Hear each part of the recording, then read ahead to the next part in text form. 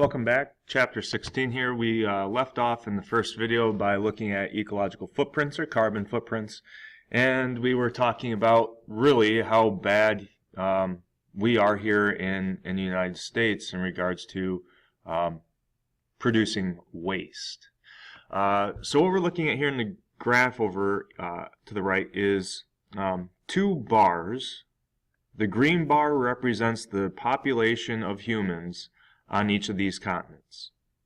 And we can see in North America, the populations of humans here, which is pretty much Canada and the United States, the population of humans is the smallest out of all the other continents on our planet, with the exception of Antarctica, which isn't really pictured here because it's not really habitable for humans.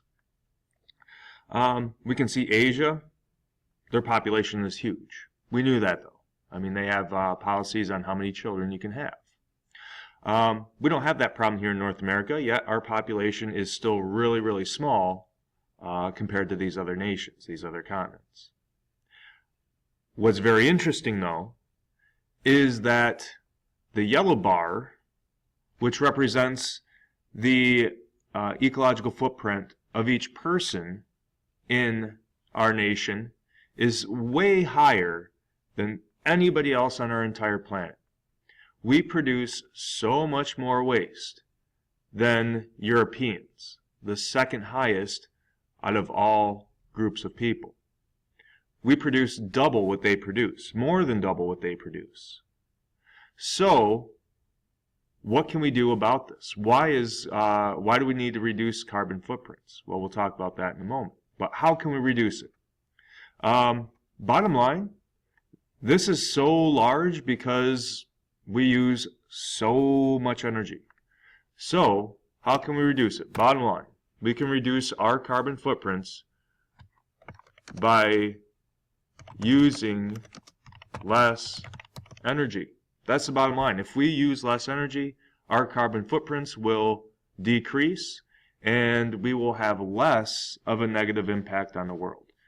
This is a big deal because we almost single-handedly, compared to these other nations, are destroying our planet. And it's happening right here in the United States. What does this contribute to? Global warming. It's caused by,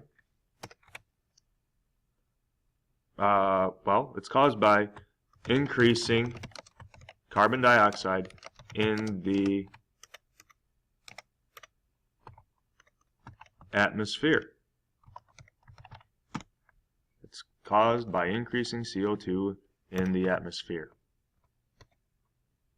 Now, what we need to know is how is that carbon dioxide getting into the atmosphere?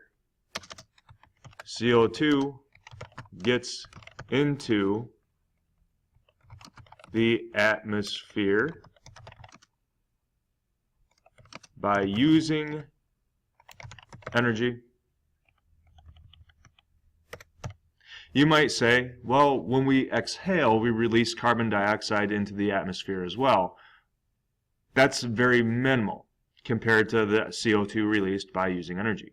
Yes, we do expel some CO2, but it's not nearly as much as when we use energy. So how can we reduce the amount of CO2 in our planet? Well, looking at this graph here, this red line is showing us carbon in the atmosphere, and we can see in 1880 it was down here, and then in 2000 it was way up here. So we've drastically increased the amount of carbon in our atmosphere. And you'll notice that it really started to kind of take off right around 1900s when it started to increase. This is when we started using a lot more engines and burning those fossil fuels. So by using those forms of energy, that really kickstarted us on this upward trend.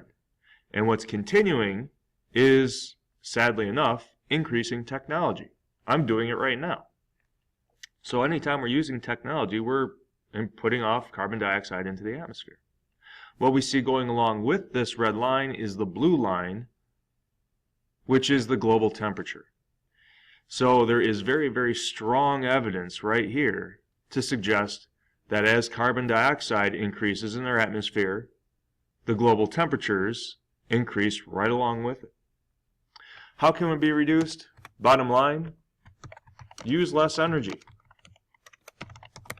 We all abuse energy, myself included. We all abuse energy. How can we reduce it? How can we use less energy? Well, there's very simple things that each and every one of us can do.